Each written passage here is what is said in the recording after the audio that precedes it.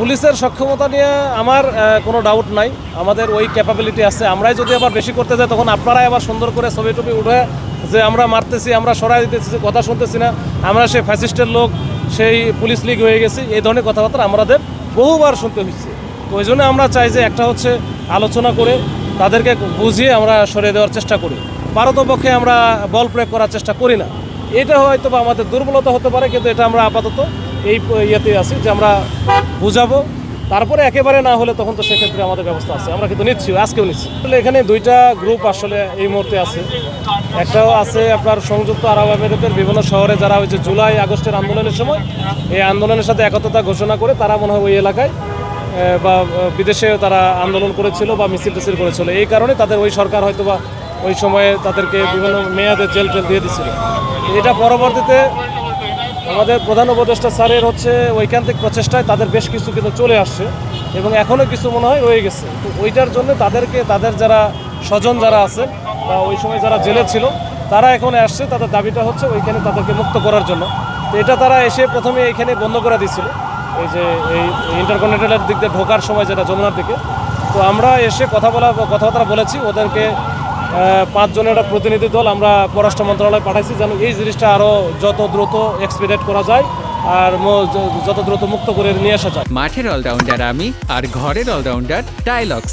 টাইলক্স toilet cleaner, clean মানেই Tylox. তো এটা উপদেষ্টা স্যারেরাও অবগত আছেন, এটা মানে কাজ চলতেছে। এটা মোটামুটি আমরা এখন একটু ছেড়ে দিয়েছি, গাড়ি চলাচল করতেছে। আর একটা গ্রুপ আসছে, এটা হচ্ছে যে কোভিড-19 জনবল, জরুরি জনবল আর কি। এরা ওই সময় মানে তাদের নিয়োগ হয়েছিল প্রকল্পের আন্ডারে, তো অস্থায়ীভাবে ছিল।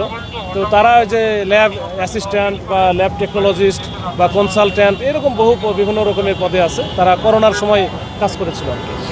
তাদের যেহেতু এই যে প্রকল্পটা শেষ হয়ে গেছে, তো এই শেষ হয়ে যাওয়ার কারণে তারা মানে বেতন টেতনও পাচ্ছে না বা তাদের ওইখানে অন্য কাউরে নিয়োগ দেওয়া হবে এরকম গুঞ্জন ওঠার পরে তারা এটার প্রতিবাদ জানায় এবং ওইটার জন্য তারা আবার এই যে ইন্টারকন্টিনেন্টালে আসছে।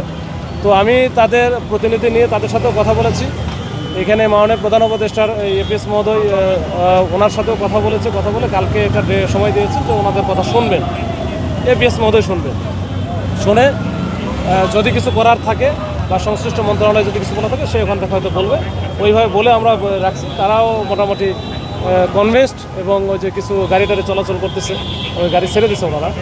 এখন দেখা যাক এরপরে কী হয়। যদি আন্দোলনকারীরা আন্দোলন করার জন্য অগণতান্ত্রিক পদ্ধতি ব্যবহার করে তাহলে সেক্ষেত্রে এটা আমাদের সবার জন্যই অমঙ্গলজনক, এটা হওয়া উচিত না।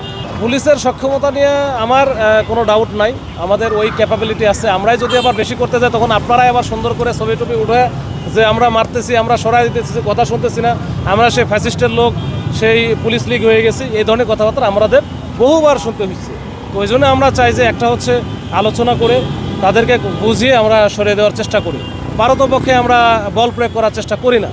এটা হয়তো বা আমাদের দুর্বলতা হতে পারে, কিন্তু এটা আমরা আপাতত এই ইয়েতে আছি যে আমরা বুঝাবো, তারপরে একেবারে না হলে তখন তো সেক্ষেত্রে আমাদের ব্যবস্থা আছে, আমরা কিন্তু নিচ্ছি, আজকেও নিচ্ছি।